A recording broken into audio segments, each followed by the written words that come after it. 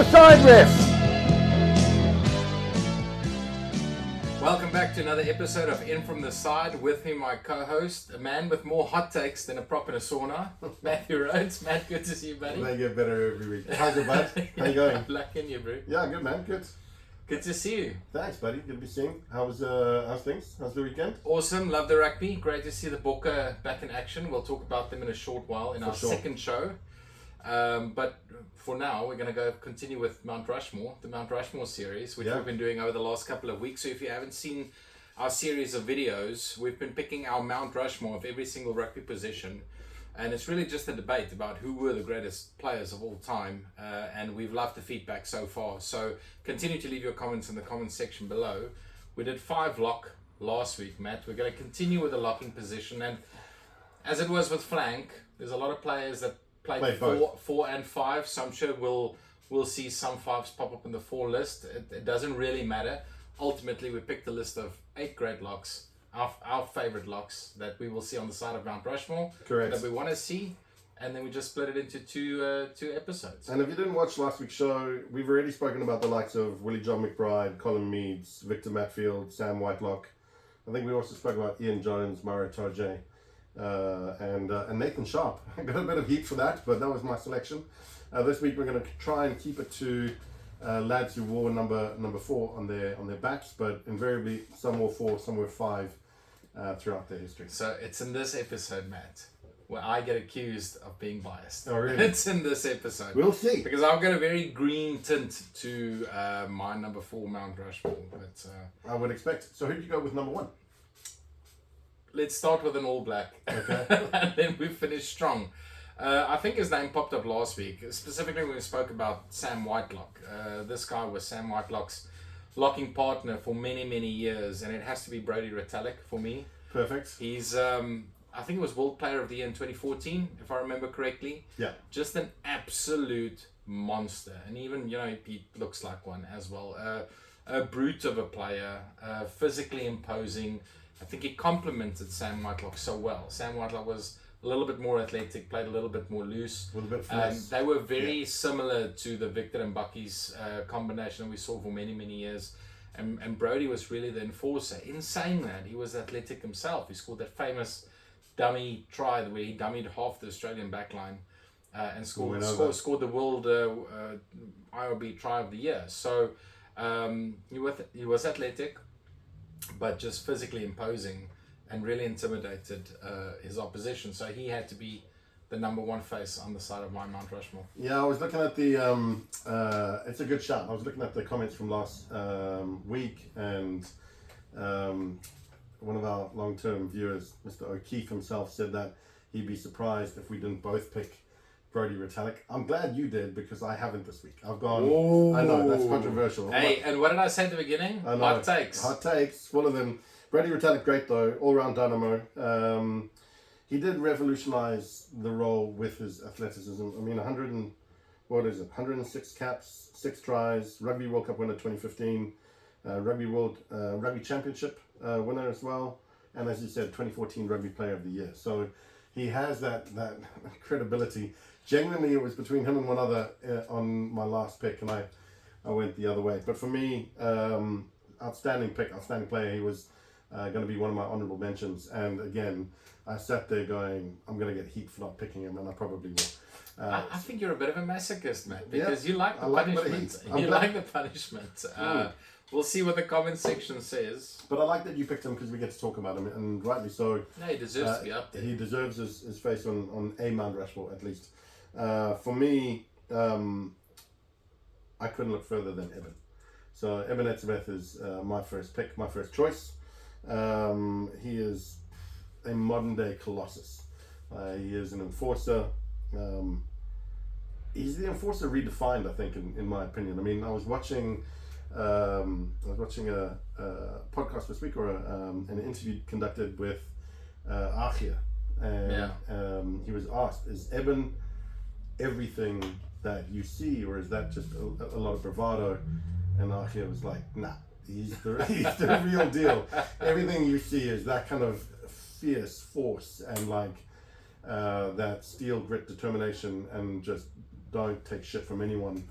never take a step back. And for a man as accomplished and talented as Achia, who stands next to him, looks him dead in the eye to eye, to be able to say, yeah, that man is everything and more, is an endorsement on itself. So for me, he had to be up there. I think it's 190. How many caps now? 129, I think. 129 caps plus, yeah. Something like that. And he'll keep. And he doesn't look like slowing down anytime soon. He's strong as an ox. 2 Rugby World Cups, as we know. He's been Player of the Year in SA. He's got, part of the British and Irish Lions winning team, and Rugby Championship titles as well. He's got all the accolades, and to overtake Victor for the most caps, I think, is an outstanding accolade in itself, and it shows the longevity. And he's keeping himself fit. He's keeping himself strong. I mean, he is at the latter end of his career, but I'd still pick him over and above most of anyone that's out there today. When fit, absolutely, he'll be part of that squad. I totally agree with you. He's on my Mount Rushmore as well. I think it's a no-brainer. I'd be very surprised if anyone out there argues, because of all the things that you spoke about. His longevity, number one, made his debut as a 20-year-old in 2012. But also he comes from interesting stock. Like, I've got mates in Cape Town, and if you listen to the stories that are told of his uncle and his dad playing club rugby in Belleville, like in the 80s, those were some rough men. He comes from a very unique family, and you can see it in his play. Like, he's physically imposing. He does intimidate his opposition. He plays more on the line than someone like Bakkies did. Bakkies crossed the line a lot more than he did. But I don't like comparing Eben to Bakkies. I mean, they played the same position. They're two very different players. Bakkies was a lot more volatile. I think Eben's a little bit more measured in his physicality. I think he brings more physicality. But just a legend of the game. 130 odd caps, and to think that we didn't play one test in 2020. So he missed an entire season, and he's still up there, and he is, I know Brian Abana said it, I tend to agree, he'll be the first Springbok to 150 test caps. And by the time he retires, hopefully, in Sydney in 2027, lifting another Gold Cup, he would have, he's going to be the most cap player of all time. He'll surpass Alun Wyn Jones and Sam Whitelock and Richie and all these guys, I think, because he's already so close. If he can stay fit, and there's no suggestion that he won't. I mean, he's looking strong, he's looking menacing as well. And I know what you say about the kind of folklore around his family and their stories and there's rumors. You always hear the kind of aura around them was they weren't shy about coming forward, and they never took a step back. No, never took a step back. Definitely imposed themselves physically on a game, which is what you want, right? You want that from a tight forward. But the thing is, if you're coming up in that type of environment, if your dads and your uncles are like that, that's been your heritage, that's who you are. It's ingrained within him. I think, seeing, I don't know him personally, but seeing what I can on the platforms and on the media, he always seems a bit of a gentle giant off the field. So he has, immense respect for his team and his players around him, and for the opposition, it would seem. But on the field, you wouldn't want to come across him. Yeah. The only thing that frustrates me about his career is the fact that he was never nominated for World Player of the Year. Or came close to winning it, because I think there were a couple of seasons where he was probably the best player. I think 2022, I think he was up there with being one of the best players, if not the best player on the planet.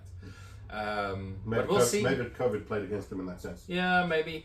But he's coming back from injury now. Hopefully, we'll see him in the Bok team soon, and long may his legacy continue going into the next World Cup. Fair play. So you picked him, I picked him. He was my first. Yeah, who's your number two? One individual that stands out in my memory for being such an immense character, both as a lock forward, as an enforcer, but also as a leader and as a champion, is Martin Johnson. So Martin Johnson gets the second nomination on my Mount Rushmore. He just seemed the immovable object. We've talked about him before in other podcasts around how there were times where he would literally just give me the ball and I'll do it myself, and everyone around just run after me and I'll show you how to get this done. And he just had that kind of immense aura about him, both as a player, but as I say, as a captain. And I think if given any time in history, if I had the choice, someone like Martin Johnson would be someone I'd want to pick in my team. So similarly to Brodie Retallick, I'm very glad you picked him because I didn't. Yeah. But he 100% deserves to be on the side of a Mount Rushmore. So I totally agree with you. Absolute giant of the game. There's very vivid memories that I have of Martin Johnson. Before England won the World Cup in 2003, they played New Zealand and Australia down under in June. And they actually beat the All Blacks in Wellington 15-13. And they played with 13 players on the field for I think 20 minutes. And the guy at the forefront of hitting every single ruck, catching every single ball from every single kick-off was Martin Johnson. Like, when the chips were down, he was the guy that stood up, took charge, led from the front. And that just inspired his team to actually go and beat New Zealand in New Zealand, which doesn't happen that often, specifically for England.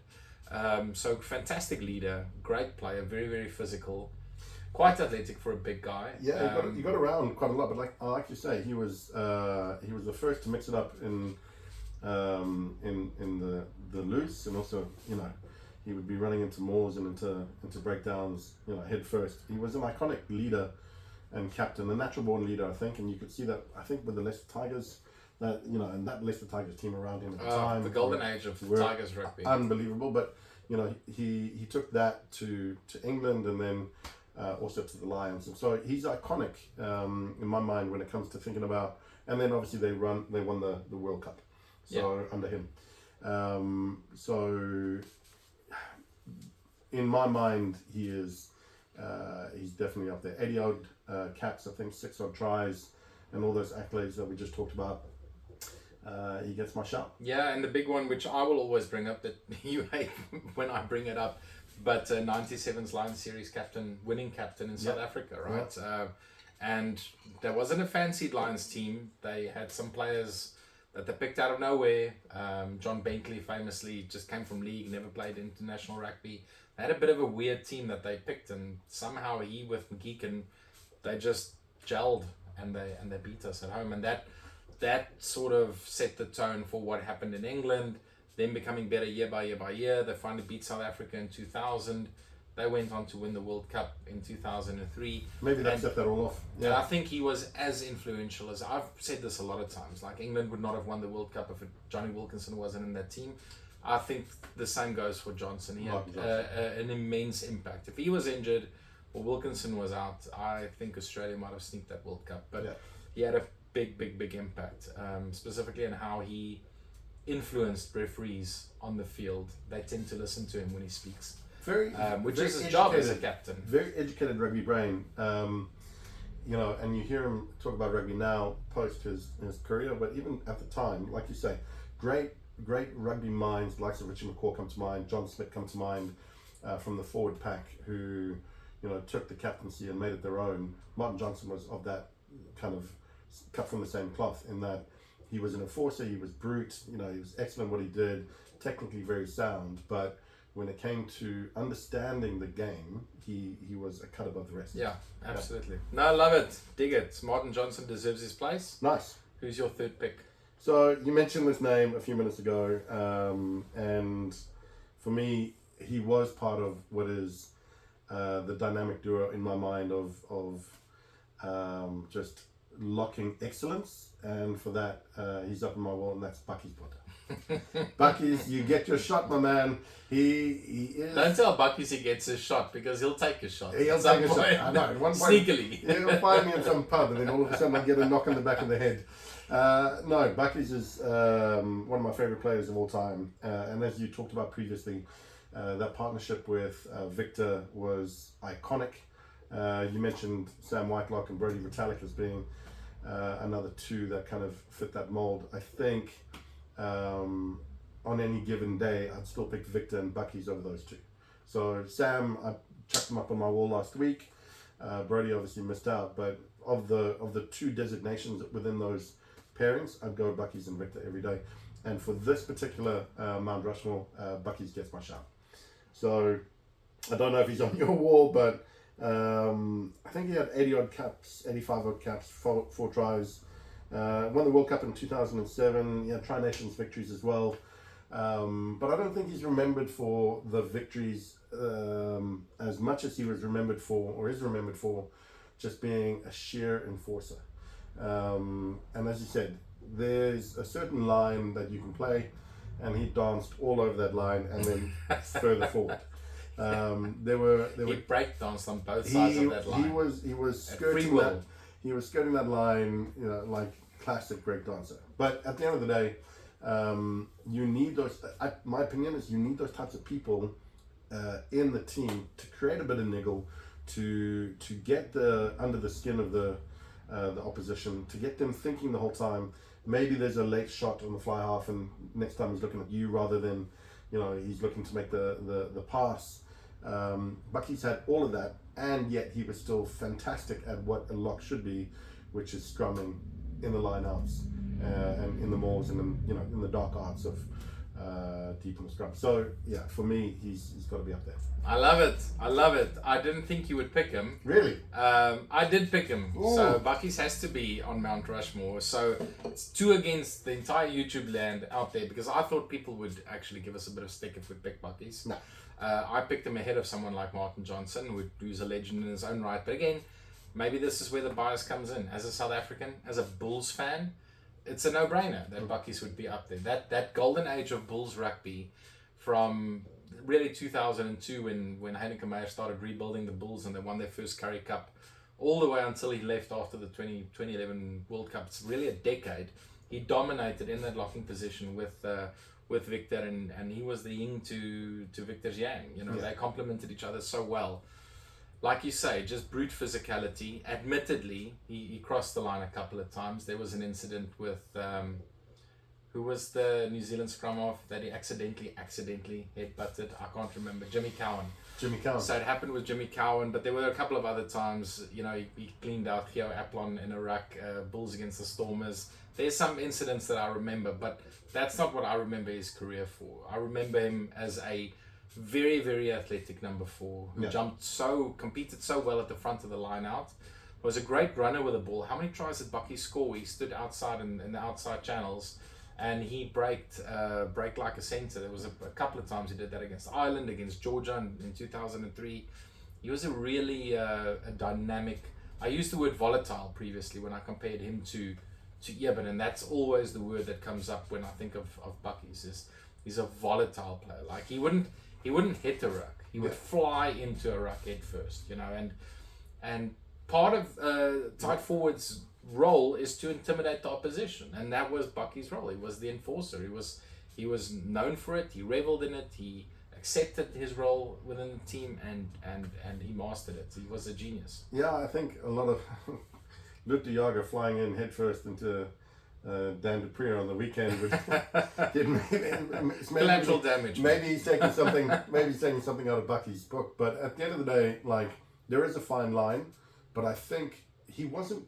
Sure, he might have been a little crafty, and sometimes you can go, well, that was dirty. But I think overall, he was good at I wouldn't call him a dirty player, right?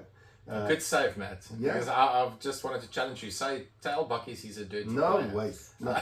Crafty. I said crafty. Crafty. In the dark arts. So you get up on the wall.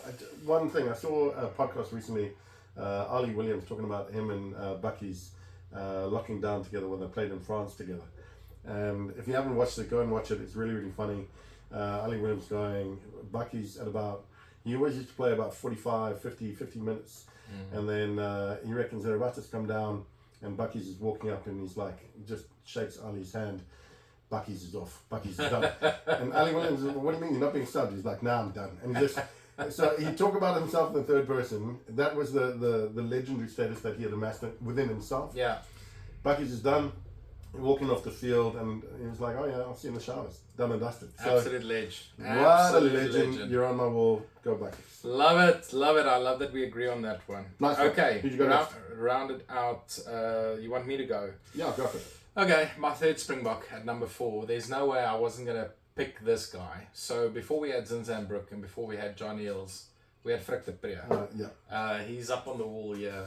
There's absolutely no way I wasn't going to pick the South African rugby player of the previous century. One of the greatest, probably top 5 Springboks of all time. Would he play in today's game, maybe not. Well, maybe not at lock because he was quite short for a lock. But Frik du Preez, man, I sort of get teary-eyed when I think about this guy and the legendary status. I was lucky enough to meet him once or twice with my dad. He's one of my dad's heroes. Big Northern Transvaal legend. He was he was the first guy that Moff Meyburg coined the phrase Frik. He dropped place and scored, because he did that in the 1969 Currie Cup final against Western Province. But the way he could run like a wing forward or like an outside back was just amazing. There was that famous try, I think, correct me if I'm wrong, but I think it was Saki van Zyl scored a try in 1962 against the Lions, where Frik pretty much ran the distance, the length of the field. And then he scored that very famous try again against the Lions at Loftus in 1968, where he broke around the front of the line out and scored in the corner. Just the legend status around this guy is second to none. I think his equivalent is Colin Meads in New Zealand and Willie John McBride up here in the British Isles. There was no way I wasn't going to pick him. Even if there were better players, I don't care. For me, as a legend, as a mythical person on the side of Mount Rushmore, he had to be up there. Interesting. Maybe it's a generational thing. But Colin Meads, you mentioned Pine Tree. In the comment section last week, I was reading through some of the guys, I assume Kiwis, were saying that Colin Meads was a bit short for a lock at the time. And we know that he played lock, he played eighth man, and I think I'm right in saying that he played wing and scored a try for the All Blacks on the wing. So he was short and fast, maybe cut from a very similar cloth, and that's why I say maybe they were very similar. Maybe a very generational thing. Not Ben O'Keefe, another long-time viewer of our show, in the comment section last week said that he was picking that both of us would pick Frik du Preez in our selections. And it's not because he said that I've gone the other way. I just knew that you would pick him, and rightly so. But I didn't have much context of him. I didn't watch any of his stuff growing up, and he doesn't have as much of an attachment, or at least I don't have as much of an attachment to him as maybe you do. And so I didn't pick him. No, mate. Growing up, I'm very honest in saying this. I was indoctrinated into a Blue Bulls household. Like, I would never have had a choice to support any other team, and that'll be the team to the day I die. And there were just certain players, Frik du Preez, Naas Botha, US van Westers, and these guys. There's no way I would never pick them. I have to include Frik. I don't think you have any bias there, because again, reading through the sections last week, everyone was saying Frik du Preez is going to be the first name on the list for us, not because of the bias, but because he was that good. He was that good. He was. So again, I knew that you would showcase him, but for me, it came down to, again, my last pick was between Brodie Retallick, which I didn't go with, and this last individual. It was neck and neck. I know that Brodie Retallick got World Player of the Year. This individual was nominated for World Player of the Year, I think the year after, actually, but I went with Alun Wyn Jones. So Alun Wyn Jones, I think it was 158 caps. He's the most capped player of all time. Most capped player of all time. 158 caps for Wales, 12 for the Lions, so 170 caps internationally. And he's the reason I picked Alun Wyn Jones over Brodie Retallick is Brodie Retallick was amazing at what he did, and maybe it was because he was in that particular Kiwi team that he didn't shine as much. If you look at Alun Wyn Jones and the team that he had around him, yeah, great players, but he stood head and shoulders above them because of his career and the longevity and the leadership and the Lions sort of aura. And I mean, I just remember back to when he got injured playing before the Lions selection, and I can't remember what he injured. I think it was his knee against Japan, and then he came back and he played in all three tests. There was no way he should have been back really, and the man came back, and so it's that kind of legendary status of Alun Wyn that for me I had to have him on the wall. Yeah, I can't really argue with that. He is a legend of the game. Is he as good as Brodie? If that's your comparison, I think that's very debatable. I'm sure we'll have some folks in the comments section, but again, does he have the stature to warrant a selection on the side of Mount Rushmore? Absolutely. He's got all the credentials. He's won multiple Grand Slams with Wales under Gatland. They went through that golden age of Welsh rugby. They made the World Cup semi-finals twice, which doesn't happen that often for Wales. It's still better than anything Ireland could produce. Did I say that out loud? Wow. It's true. It's not my opinion. It's just facts. And I think out of the Northern Hemisphere, if you had to pick one other lock other than Johnson's the obvious one. I would probably also go with Alun Wyn Jones. Yeah. He played on 4 Lions tours and he played in 12 consecutive Lions tests. Yeah. That's just next legendary. level. That is next level. Yeah. So again, you can't be shit at what you do if you are the most capped player of all time. So great captain, both for Wales and for the Lions. Again, you talk about the way that we talk about Martin Johnson being an educated rugby player, and that thinks of the game, knows how to deal with the referees. I think Alun Wyn Jones knew that intrinsically as well. He was great at not manipulating, but being able to marshal and manage the expectations of the refs as it related to how he needed to manage his team. And you take all of that combined, plus the longevity, plus the leadership, and then you look at what he actually did in the scrum, in the line-out, in the loose. For me, he was fantastic. No, legend. Among that group of players, one of the best, absolutely. Yeah. So I like it. So yeah, I mean, a few honourable mentions. Obviously, there's been a few.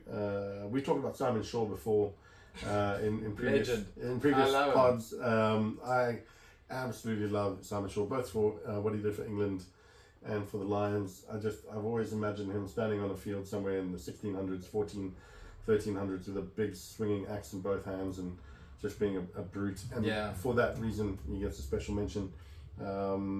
Brodie Retallick, you talked about. Thibaut Flamette for France as well. Marco Bertolami for Italy. And then for me, some of the guys that played both sides, 4 and 5, that I wanted to quickly just give a shout out to. Brad Thorne. I don't know if we talked about last week. Legend. Absolute legend. I think Thorny would have been someone I would have picked above Brodie Retallick had he not gone and done league. If he had stayed within Union and had the longevity of a career, I mean, take nothing away. I think he even played AFL. Did he? Wouldn't surprise me. I think he was a league and a Union player, but it wouldn't surprise me. He may have played AFL, but like just dual code, absolutely outstanding, amazing legend through and through. And so I really enjoyed watching him play. He reminded me a lot of Bakkies, actually. Yeah, very similar. Yeah. And then, on reflection, when it came down to it last week, I maybe should have, rather than picking Sharpie, I should have gone with my heart, and that was Mark Andrews. We talked about him last week, but I think he deserves a mention. Always very highly regarded, and someone I've always had a lot of admiration for. Fabian Pelous, Wade Dooley, and then Paul O'Connell. I think. All in my considerations for this week, but didn't make the cut. Paul O'Connell, who has the best moment on live TV ever. Borussia Mönchengladbach. Borussia Mönchengladbach. I will never forget that clip. That was brilliant. Yeah. A question of sport. A question of sport. Yeah. Absolutely. Yeah. One of the some great names that you mentioned there, Matt. A couple of other ones that I thought about. David Giffen for the Aussies. I think him and Eels together was really, really good at one point. I had Bill Beaumont on, and then I thought, he was a shit administrator, so I just canned him. You're gone. So I took him off. Paul Ackford was in there until I realised Frederico Mendes knocked him out and took him. So I took him off my short list. Abdelatif Benazi, he played lock and flank, but I think he's an honourable mention at lock. Isn't he leading French rugby at the moment? Isn't he? Is he? Maybe he is. President? I don't know. Could be. Yeah. Ian Jones, legend next to Robin Brooke in the 90s. Such an athletic lock as well. I think we talked about him last week. Legend. And then a few of the comments were saying that Robin Brooke, hands down, better than Ian Jones, better than Sam Whitelock. Now that's our take. Yeah, so there's some conjecture there, but fair enough. You're all entitled to your opinions. Absolutely. I had Chris Jack on there as well. Yeah. He was a really good player, but I think good Kiwi. I think for the most part we agree on this list, Matt. That was nice. good. So we're well into our tight 5. I'm looking forward to doing this again next week. Let's go into the front row and do tight head.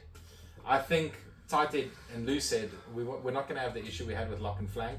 It's pretty much, apart from some exceptions like a Thomas du Toit and a Trevor Nyakane, that's very much a specialist position, tight head. So it's going to be interesting to see who we come up with. Nice. We'll get to that next week. But if you enjoyed this content, give us a like, give us a subscribe, click the notification button at the bottom of the screen to get notified of all our new videos every single week. Follow us on Facebook, YouTube, Instagram. We're on all the social medias. Get the conversation going. Tell us who you think should have been on the side of Mount Rushmore. We'll do this again next week. Cheers.